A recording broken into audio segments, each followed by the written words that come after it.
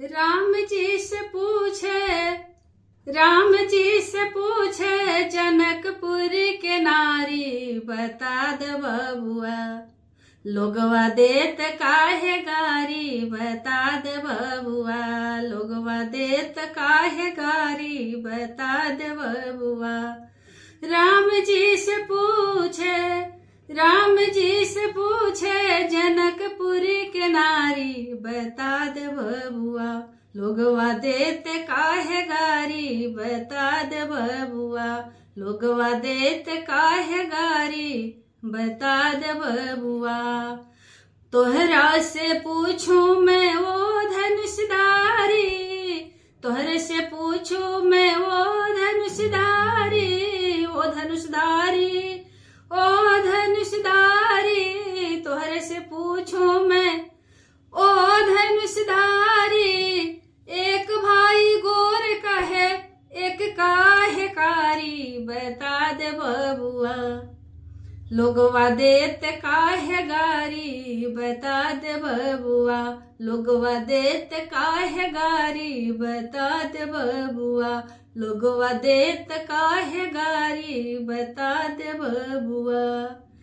ए बूढ़ा बाबा के पकल पकल दाढ़ी, बूढ़ा बाबा के पकल पकल दाढ़ी, अरे देखन में पातर खाए भर थारी, बता दे बबुआ हो बता दे बबुआ लोगवा देत काहे गारी, बता दे बबुआ लोगवा देत काहे गारी, बता दे बबुआ। राम जी से पूछे जनकपुर के नारी, बता दे बबुआ लोगवा देत काहे गारी, बता दे बबुआ लोगवा देत काहे गारी, बता दे बबुआ। राजा दशरथ जी कैले होशियारी, राजा दशरथ जी कैले होशियारी, कैले होशियारी जी कैले होशियारी। एक ठा मर्द पर तीन तीन गो नारी, बता दे बबुआ हो बता दे बबुआ लोगवा देत काहे गारी, बता दे बबुआ लोगवा देत काहे गारी, बता दे बबुआ।